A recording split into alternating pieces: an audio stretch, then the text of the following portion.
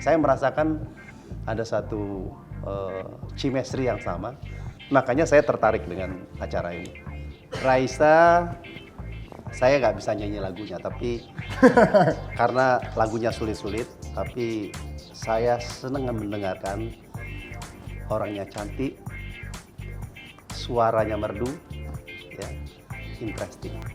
Jadi kalau Bapak harus milih sekarang Pak, Raisa atau Isyana konser besok, Bapak pergi ke yang mana?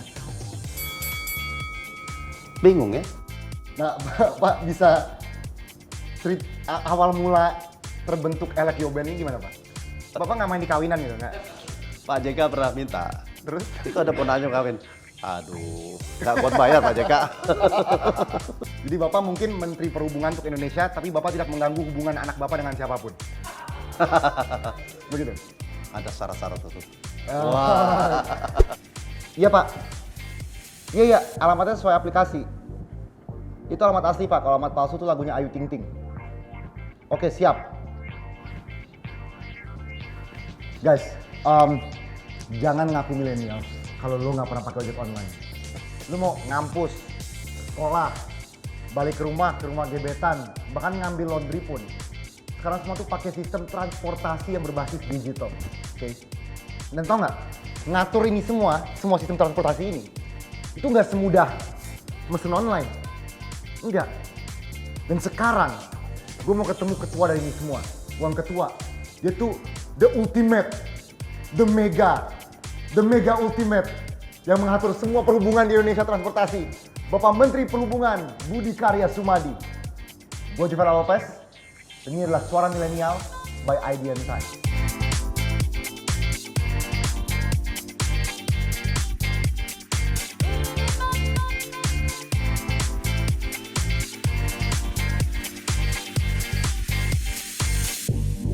Yo, what's up y'all? Gua terus mengakui ya bahwa sekarang tuh walaupun di ibu kota kita nih sering macet, tapi ini semua tuh untuk masa depan kita. Satu langkah mundur untuk dua langkah ke depan. Jadi banyak yang ngeluh-ngeluh sekarang nih, aduh macet banget. Tapi sebenarnya itu untuk kebaikan kita. Dan hari ini di Suara Milenial by IDN Times, kita kedatangan Bapak Menteri Perhubungan Budi Karya Sumadi. Tepuk tangan dulu. Joni asik banget.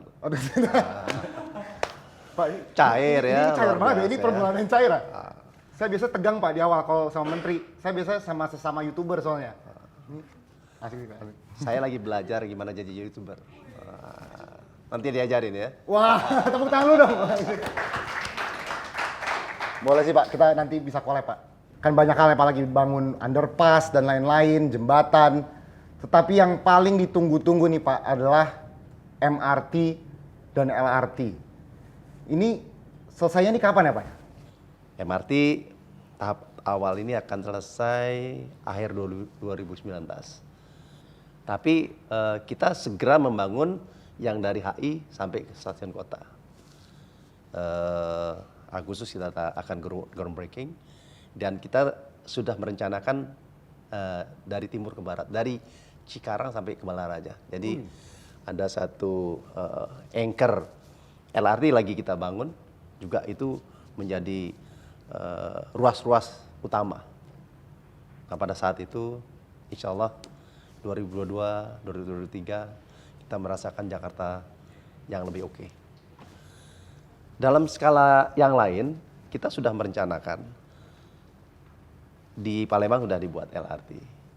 Medan, Bandung sudah ada rencananya.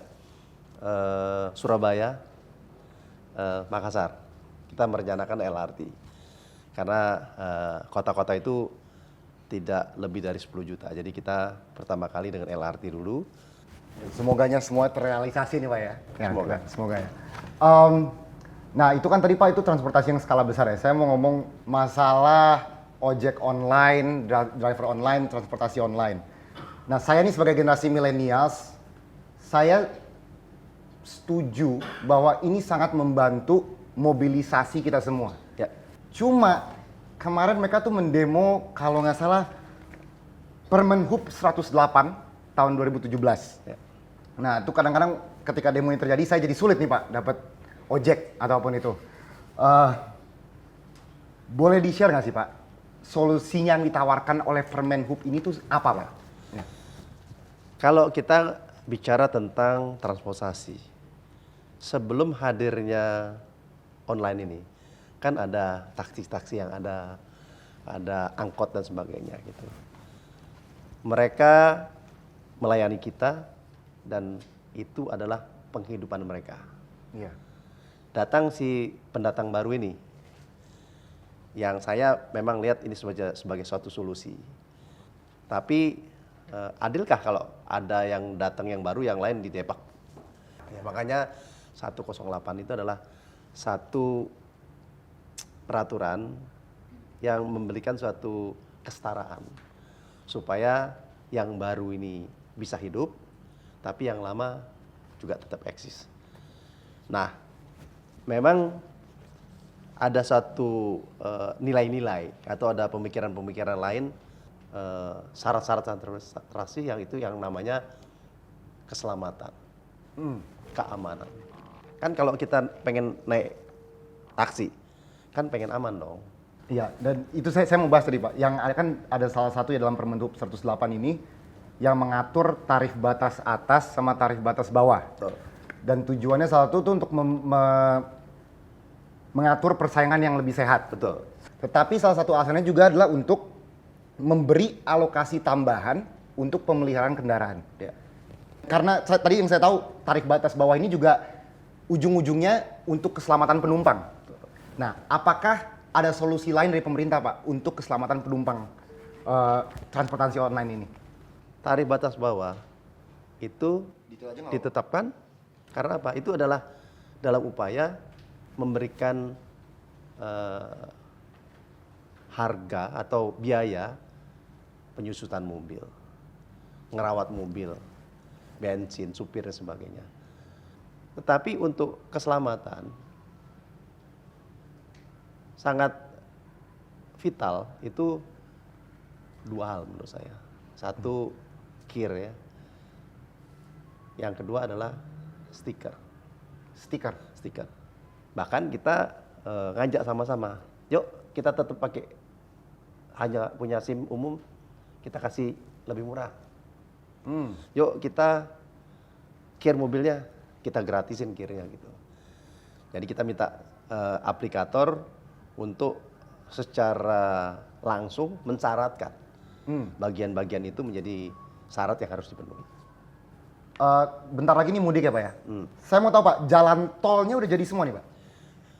Jalan tol dari Jakarta sampai Surabaya sudah jadi, tapi ada beberapa segmen di Jawa Tengah dan Jawa Timur yang masih fungsional. Bener-bener jadi 100% tuh kapan Pak? Yang tadi fungsional ini? Jalan tol mungkin pertengahan tahun depan selesai. Wow. Nah, selesai. Nanti kalau mau ke Jawa Timur, ke Surabaya bisa tuh naik jalan tol. Tapi justru dengan jadinya jalan tol itu semua orang pengen jalan tol kan. Iya. Lebih sinik gitu kan, kita nyetir bisa ngeliat gitu. Mampir. Iya, mampir mana, makan mana dulu. Foto-foto Instagram. Sama kayak Bapak kan di Instagram sekarang sering foto juga untuk makanan-makanan. Securang Pak, Bapak Menteri Perhubungan bisa kemana-mana, makanan terenak situ langsung dapat foto. Ikut saya aja. Tapi nanti kalau mudik, kita lagi kompakan nih sama suatu kementerian supaya liburnya anak-anak bisa 1 minggu atau 2 minggu sebelumnya gitu. Wih, kenapa itu nggak diberlakukan pas saya sekolah Pak? Kenapa baru sekarang? Sekolah lagi aja sekarang. Ini telat Pak. Jadi mereka dapat libur ekstra seminggu sebelum supaya mereka bisa mudik duluan. Iya. Mau mudik gratis nggak? Ada mudik gratis? Kita punya bis, kita punya kereta. Naik kapal juga ada yang gratis. Mau? Bahkan nanti waktu pulang, kan udah mulai Piala Dunia, kita bisa nonton sama-sama di kapal. Keren, tepuk tangan lu dong. Wow. Mau didesain sebentar lagi. Mau didesain? Terminal berapa Pak? Terminal 4, itu di lapangan golf itu kita mau bangun. Kalau Bapak harus kasih nama Terminal 4 sekarang Pak, namanya apa? Terminal 4. Nah, ada rencana recording album nggak Pak? Kayak Pak SBY gitu. Kalau kalian semua datang Java Jazz kemarin, kemungkinan kalian udah tahu tentang Elek Yo Band. Dan hari ini kita akan ngobrol sama gitaris bandnya. Ya benar, gitarisnya adalah Pak Menteri Perhubungan, the one and only Bapak Budi Karya Sumadi. Ada yang mau request lagu nggak? Ada yang mau request lagu mungkin? Gitaris loh. Bento, ada gitar nggak? Ada gitar? Pak, ukulele bisa Pak? Ukulele? Kakak bisa. Harus gitar ya Pak ya? Ya, gimana cara Pak Menteri main? Ya, hampir aja kita melihat Pak Menteri kita main gitar langsung live. Nggak apa-apa. Saya salut Pak sama Bapak. Di band ini kan bukan cuma Bapak doang kan? Siapa aja nih Pak dalam band ini? Ada Pak Basuki, ada Pak Triawan, ada Pak Teten, ada Pak Hanif, dan ada duo singer. Siapa? Ibu Retno dan Ibu Sri Mulyani. Wih, keren. Nah, Bapak sempat latihan. Ini di sela-sela, kan Bapak banyak tugas negara nih Pak. Kapan latihannya Pak? Latihan itu kalau sempet aja. Sewa studio gitu di samping pengkolan gitu kayak anak band. Tadinya sewa studio, kan di sana susah waktunya. Akhirnya ya kayak gini nih, gelepar-gelepar di rumah saya gitu. Siapin alat, latihan. Terus manggung di Java Jazz. Keren sih Pak, keren. Nah Pak bisa awal mula terbentuk Elek Yo Band ini gimana Pak? Iya, sebelumnya saya dan Pak Basuki dan Bu Retno itu sama-sama Gajah Mada kan. Oh, oke. Kita diminta ya kayak gini nih, disuruh main di depan anak-anak muda yang baru diterima di Gajah Mada. Jadi ya mesti menjelma sebagai metal-metal, ya. metal palsu lah gitu. Nah saat itu Pak Basuki bilang ya supaya menyatakan kalau jelek ya nggak apa-apa ya, makanya Elek Yo Band. Jelek ya biarin aja gitu. Nah setelah itu baru Pak Pratik mau mantu, mau ngawinin gitu. Nah kita ajak teman-teman yang lain. Terus ngeband Pak? Kita ngeband. Terus saya bisa sewa nggak Pak? Kayak biaya manggungnya kayak berapa lagu, berapa? Kayaknya nggak bayar deh. Itu kan band tuh biasa untuk kawinan boleh kan Pak? Gitu kan? Bapak nggak main di kawinan gitu nggak? Pak JK pernah minta. Terus? Itu ada ponanya kawin. Aduh, nggak kuat bayar Pak JK. Nah ada rencana recording album nggak Pak? Kayak Pak SBY gitu? Rasa-rasanya enggak lah ya. Kita tidak dalam kualifikasi untuk recording. Pak, ini kan programnya namanya Suara Milenial. Ya. Jadi banyak juga milenial yang sudah bertanya melalui akun Instagram @IDNTimes. Dan sekarang saya akan bacakan beberapa pertanyaan nih Pak. Dan bagi kalian yang belum bertanya juga silakan nanti bertanya di akun @IDNTimes untuk yang berikutnya. Oke guys, @IDNTimes tulis aja di komen, bertanya, nanti gue langsung tanyain ke Pak Menteri ya. Oke, pertanyaan netizen yang pertama dari @BillyGustiaP. Bagaimana cara jadi Menteri Perhubungan? Berapa gajinya? Dan bagaimana cara kerjanya? Gajinya berapa kali sebulan? Berapa kali setahun? Itu saya yang namain sendiri yang terakhir. Bisa dijawab, Pak? Gajinya lebih gede gajinya Joe. Masa sih Pak? Nggak 18 juta. 18 juta? 18 juta. Gaji dasar ya, gaji pokok. Ya. Tunjangan-tunjangan jadi 1 miliar. Tunjang sana, tunjang sini. Jadi 18 juta, tiba-tiba lah ditransfer 2 miliar. Gimana caranya? Nggak kayak gitu, nggak sebaik itu juga Pak Nggak ya? boleh itu. Itu nggak boleh ya? Nggak ada transfer. Jadi gaji dasar 18 juta? Ya. Cara jadi Menteri Perhubungan gimana? Bapak kan waktu itu yang bikin Terminal 3 Soekarno-Hatta Bandar Ultimate. Ya. Tepuk tangan lu, itu kayak terkeren sih, terminal terkeren ya. Terminal 3 Ultimate. Tapi saya sama teman-teman saya diskusi Pak. Itu namanya sayang Bapak udah taruh tahun 2018-17 ditaruh nama Ultimate. Ya. Kalau Bapak udah bangun bandara yang lebih keren lagi tahun 2025 namanya apa? Mega Ultimate. Kayak saya udah paling ultimate. Ada super. Oh bisa nambah lagi ya? Banyak, Terminal nambah. 4 Super Sea 3 gitu. Mau didesain nih sebentar lagi. Oh mau didesain? Terminal berapa Pak? Terminal 4. Itu di lapangan golf itu kita mau bangun. Jadi lapangan golf hilang Terminal 4. Terminal 4. Itu kenapa Pak? Karena terlalu banyak traffic dari Jakarta tuh terlalu tinggi? Ya. Makin banyak trafficnya dan kita harus akomodasi dan mereka dalam satu istilahnya tuh level of service. Servisnya tuh memadai, keren punya gitu, oke punya gitu. Kalau Bapak harus kasih nama Terminal 4 sekarang Pak, namanya apa? Terminal 4 Mega Ultimate. Mega Ultimate. Ngikutin Jo. Langsung ke pertanyaan kedua ya Pak ya. Dari Aca Dia TWR. Bapak sebagai Menteri Perhubungan, bagaimana sih cara Bapak menghubungkan saya dengan anak Bapak @Bambina Ayudia? Lucu banget dia. Oh lucu ya. Iya. Jadi gimana cara Bapak menghubungkan dia dengan anak Bapak? Itu ada caranya nggak Pak? Ada satu yang unik menurut saya gitu ya. Saya praktis ada saat di mana hubungan itu tidak cair. Bagaimana saya membuat hubungan saya cair? Dengan anak Yaitu Bapak? dengan sosial media, dengan Instagram. Gimana caranya Pak? Ya saya selalu rutin membuat Instagram dan hampir di setiap Instagram saya dia like. Dia like semua? Ya dia likes ya. Dan dengan itu secara tidak langsung mengatakan bahwasanya Saya diakui anak saya ya. kamu anak saya dan bekerja itu harus punya etos. Dan saya rasakan bahwasanya tadinya dia kurang bersemangat lah waktu itu teman-temannya. Sekarang bersemangat karena mungkin temannya bagus dan mungkin juga dia tahu bahwasanya bapaknya juga kerja keras gitu loh. Dan sebagai manusia, sebagai orang yang hadir dalam masyarakat harus bekerja sepenuh hati. Itu dialog gitu. Di situ kita terjadi dialog. Akhirnya cair. Jadi kalau kita telepon itu lebih cair. Saya merasakan ada satu chemistry yang sama. Makanya saya tertarik dengan acara ini. Tapi Bapak pernah ngeliat instastory dia terus kayak, aduh anak gue lagi ngapain? Pernah nggak Pak ada pikiran gitu kayak, dia Iya, makanan dipotretin, digoyang-goyangin segala macam gitu, bingung. terus sering nggak ngeliat misalnya instastory sama cowok gitu kayak, ini siapa ya? Terus habis itu ditanyain pas ke rumah, kamu tuh sama siapa gitu? Sering nggak? Itu saling pengertian. Oh, itu salah. Jadi Bapak mungkin Menteri Perhubungan untuk Indonesia, tapi Bapak tidak mengganggu hubungan anak Bapak dengan siapapun. Begitu? Ada syarat-syarat itu. Wah.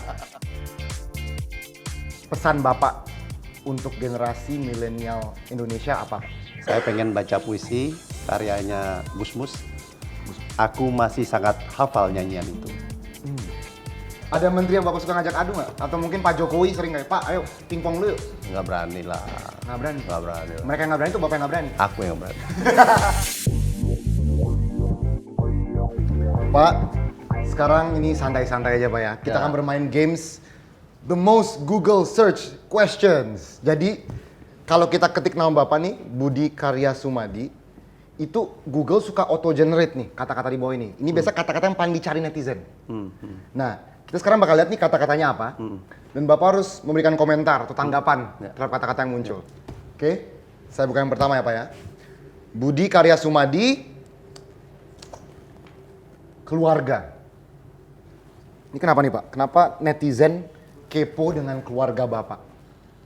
Ya, saya dari sejak kecil memang dekat dengan keluarga. Dengan ibu, dengan saudara-saudara saya gitu ya. Jadi keluarga adalah bagian kebanggaan. Satu tempat cerita, satu tempat ya berkeluh kesah. Dan keluargalah yang paling utama memberikan support untuk kita. Netizen tuh bisa kepo kalau ada skandal Pak. Ini nggak ada skandal apa-apaan atau masalah apa-apa Insya gitu? Allah, Pak. Nggak ada. Oh hebat, hebat. Oke Pak, langsung kita ke berikutnya ya. Bapak Budi Karya Sumadi, yang kedua pingpong. Pingpong. Kenapa nih Pak? Ya, saya kan jadi menteri waktunya terbatas, ya. Dan saya sadar bahwasanya dengan kegiatan sekarang ini butuh olahraga dan butuh melatih refleks. Jadi saya sejak jadi menteri, olahraga saya berpindah menjadi pingpong. Bapak main pingpong? Ya 3 kali seminggu lah saya main pingpong setengah jam, 1 jam. Jago nggak Pak? Atau main-main aja? Ya, asal bisa namplek aja gitu. Yang penting Bisa namplek aja ya? Iya. Smash yang jauh-jauh gitu bisa Pak? Yang dari kayak udah 3 Kadang-kadang- meter dari meja gitu. Wah, tak. Wah, kalau lagi kadang sok-sokan gitu ya nyemes. Ada menteri yang Bapak suka ngajak adu nggak? Atau mungkin Pak Jokowi sering kayak, Pak ayo pingpong lu yuk? Nggak berani lah. Nggak berani? Nggak berani lah. Mereka yang nggak berani tuh Bapak yang nggak berani? Aku yang nggak berani. Oke. Coba berikutnya. Bapak Budi Karya Sumadi nulis puisi. Ya, Bapak menulis puisi? ya. Jadi ya Wow. sejak saya SMA suka nulis, sama pacar juga suka nulis. Kayak Dilan gitu ya Pak? Dan katanya sih lumayan gitu. Dan saya suka baca puisi juga. Buktiin Pak. Wah, ada gitar juga nih. Mau maju ke depan atau di situ aja? Di Oke. situ aja. Oh ini bakal musikalisasi puisi nih ya? Ya. Kan tadi kita ngomong soal Indonesia, Ya. soal NKRI. Saya pengen baca puisi karyanya Gus Mus. Aku masih sangat hafal nyanyian itu. Aku masih sangat hafal nyanyian itu. Nyanyian kesayangan dan hafalan kita semua. Sejak kita di sekolah rakyat. Kita berebut lebih dulu menyanyikan ketika anak-anak disuruh menyanyi di depan kelas satu persatu. Aku masih ingat betapa kita gembira saat guru kita mengajak menyanyi lagu itu. Tentunya bersama-sama. Tapi sudah lama sekali pergaulan kita tidak seakrab dulu. Masing-masing sudah terseret dengan kepentingan sendiri atau tersihir dengan pesona dunia. Dan lagu itu di mana sekarang? Tapi saya hafal not lagu itu. Dan hari ini aku ingin menyanyikan bersama semua netizen di sini. Indonesia tanah air beta, pusaka abadi nan jaya. Indonesia sejak dulu kala selalu dipuja-puja bangsa. Di sana tempat lahir beta, dibuai dibesarkan bunda, tempat berlindung di hari tua, sampai akhir menutup mata. Aku merindukan rasa haru dan iba di tengah kobaran kebencian dan dendam, serta maraknya rasa tega. Hingga kini ada saja yang merubah lirik lagu itu, lagu kesayangan kita, dengan menyanyikan lagu sendu. Indonesia, tanah air kita, bahagia tetapi nestapa. Indonesia kini tiba-tiba selalu dihina-hina bangsa. Di sana banyak orang lupa dibuai kepentingan dunia, tempat bertarung merebut kuasa sampai entah kapan akhirnya. Sayang, di manakah kau? Mungkinkah kita bernyanyi bersama lagi lagu kesayangan kita itu dengan akrab seperti dulu? Terima kasih.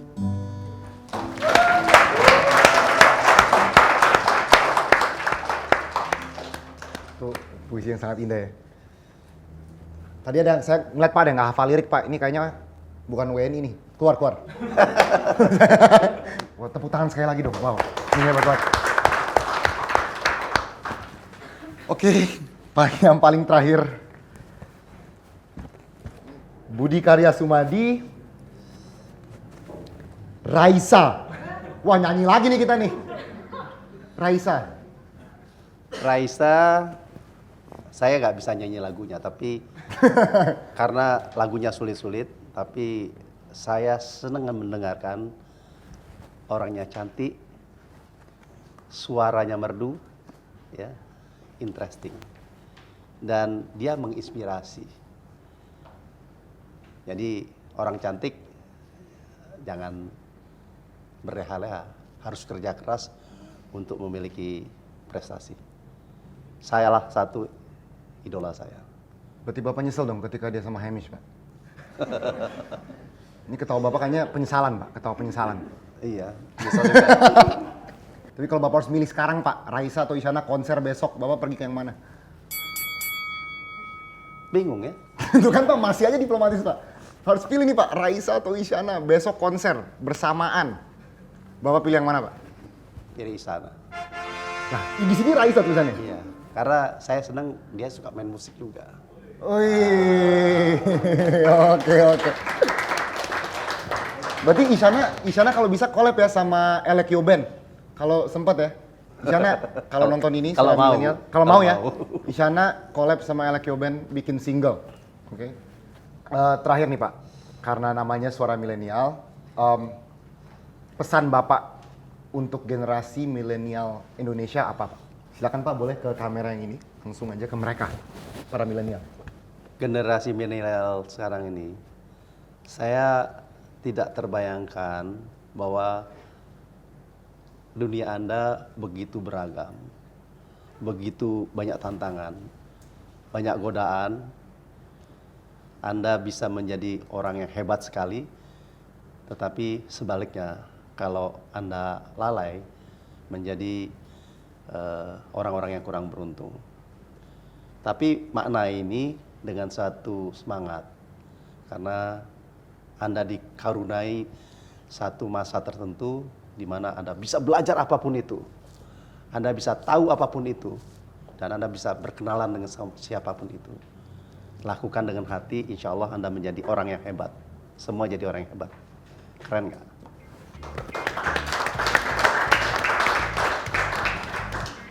Oke, terima kasih Pak Budi udah meluangkan waktunya untuk diinterview di Suara Milenial. Sebelum pergi Pak, saya ingin mengundang CEO dan CEO IDN Times untuk memberikan sebuah kenangan untuk Bapak nih. Langsung aja. Terima kasih banyak ya Pak ya.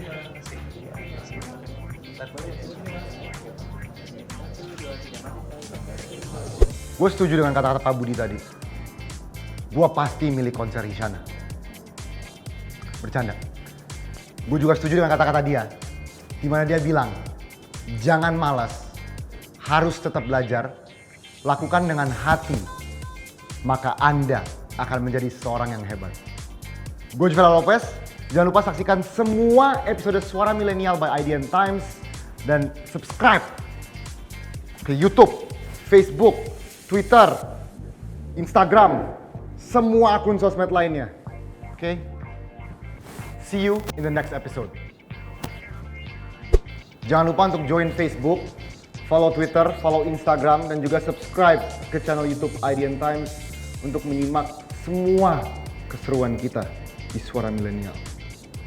Gue Juvela Lopez, dan ini adalah acara yang baru gue sebut tadi, Suara Milenial by IDN Times. Subscribe, subscribe, subscribe, subscribe, subscribe, subscribe, subscribe, subscribe.